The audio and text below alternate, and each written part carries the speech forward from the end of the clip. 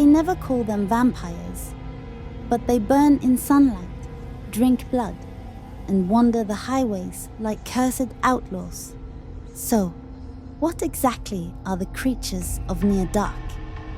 In 1987, Kathryn Bigelow's Near Dark rewrote vampire lore by dragging it out of castles and graveyards and dropping it into the dust of Oklahoma. These weren't caped aristocrats or European legends. They were drifters, killers, and broken souls hiding in plain sight. But their origins, their rules, and their curse are unlike almost anything seen before or since. In this video, we're breaking down the vampire mythology of Near Dark, uncovering how it connects to history, what makes them different, and why their story still unsettles audiences decades later. Near Dark is often called a neo-Western horror. Instead of elegant vampires from old Europe, Bigelow gave us nomads riding in a beat-up RV, prowling highways like modern cowboys gone to rot. They live on the edge of society, always moving, always hunting. The film never once uses the word vampire. That choice was deliberate. Bigelow and co-writer Eric Red wanted these characters to feel like real predators, stripped of supernatural mystique, more like serial killers than mythical beasts. And yet, their traits leave no doubt about what they are. They burn in sunlight. They survive only on human blood.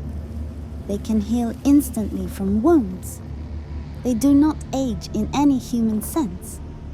This mix of realism and folklore is what gives Near Dark its chilling edge.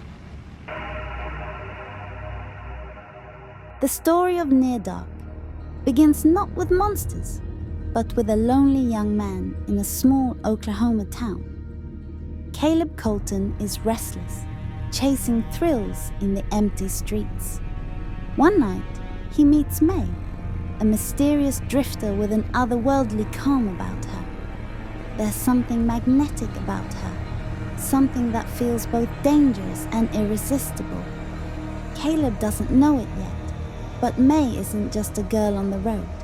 She's the key to a curse older than him, older than his family, maybe older than America itself. When Caleb leans in for a kiss, May bites his neck.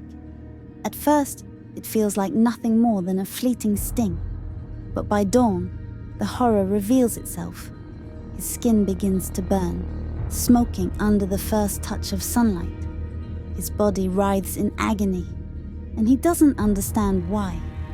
That's when May's family appears, rolling up in a battered RV, a band of killers hiding from daylight. They drag him inside before the sun can finish him off.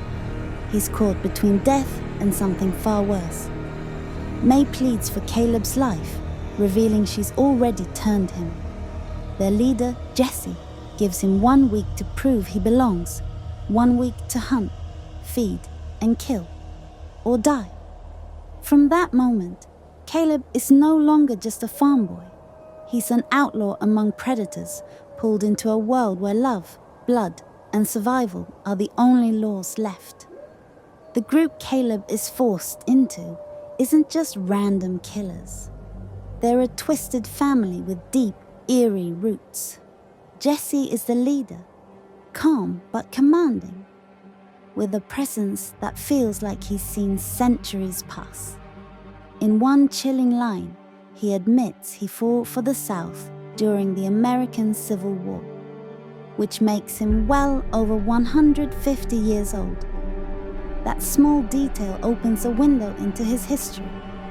Imagine the violence, the wars, the fires he's witnessed. He carries himself like an old general, scarred by time, but still in full control. His authority doesn't come from brute force, but from the quiet, terrifying certainty that he's survived longer than anyone else in the room. Severen, played with wild energy by Bill Paxton, is the blood-soaked chaos of the group.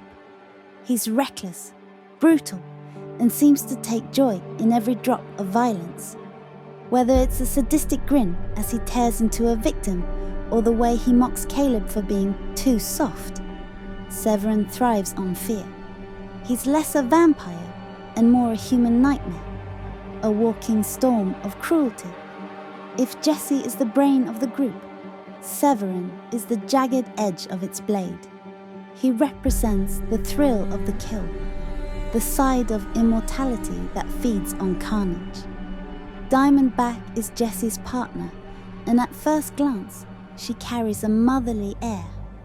But that warmth is wrapped in barbed wire. She can soothe the younger vampires, but just as easily slit someone's throat without blinking. Her bond with Jesse makes them feel like an ancient, immortal couple. Two predators who've been together so long they've blurred into one another's shadows. Diamondback is proof that age hasn't dulled their hunger. If anything, it's made her colder, sharper, and deadlier than the rest. Then there's Homer, the cruelest twist of them all. Turned into a vampire, as a child, his body will never age, but his mind has. He smokes, schemes, and speaks like a bitter old man. Yet he's forever trapped in the shell of a boy. That torment defines him. His obsession with Caleb's young sister Sarah is one of the most unsettling elements of the story. He longs for companionship, but what he really wants is freedom from his eternal childhood. Homer embodies the tragic horror of immortality, to grow old in your mind while your body stays locked in time. And finally, May, the drifter who pulls Caleb into this nightmare. She's different from the others. Where Severen craves bloodshed, May craves connection. She doesn't want Caleb to become a monster, but she knows what survival demands. Every time she kills for him, then feeds him from her own wrist, she reveals her own torment, trapped between love and the curse of her family. May is the heart of Near Dark, torn between the blood she must spill and the humanity she desperately clings to. Together, they mirror the archetype of an outlaw gang, except immortality makes them even more dangerous.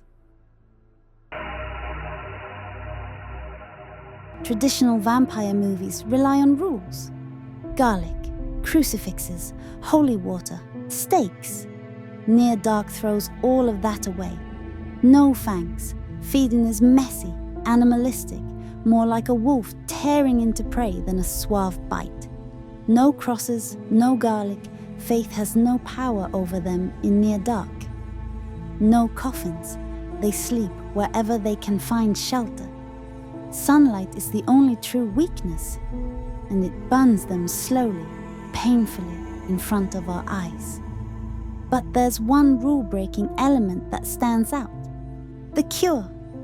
In most vampire stories, once you turn, that's it, you're damned. But in Near Dark, Caleb undergoes a simple blood transfusion, and the curse is undone. May receives one too. This makes the vampires of Near Dark not supernatural, but biological, like a blood disease that can be reversed. When we put all of this together, a picture forms. Near Dark isn't just about bloodsuckers, it's about America's dark underbelly. These vampires are nomads of violence, reflecting the lawless outlaws of the Wild West. Parasites of history, tied to wars, fires, disasters, tragic figures, trapped between immortality and emptiness, like Homer, the child who can never grow up. The climax of the film shows this curse in action. Homer burns to death in the sunlight while chasing Caleb's sister. Jesse and Diamondback go down in flames, outlaws destroyed by the one force they can't outrun. And May, unlike most vampire tragedies, is given a second chance through love and science. It's a rare horror ending where hope wins, but it doesn't erase the scars. Near Dark gave us vampires that feel closer to America's myths than Europe's nightmares. They're drifters instead of counts, predators instead of aristocrats, cursed by blood but still hanging on to human instincts like love and family. By cutting away the old Gothic trappings and focusing on survival, violence, and the road, Bigelow created a new kind of vampire. One that feels real, dirty, and disturbingly possible. Want to dive deeper? Watch the next video on screen where we uncover the hidden vampire lore behind the Lost Boys.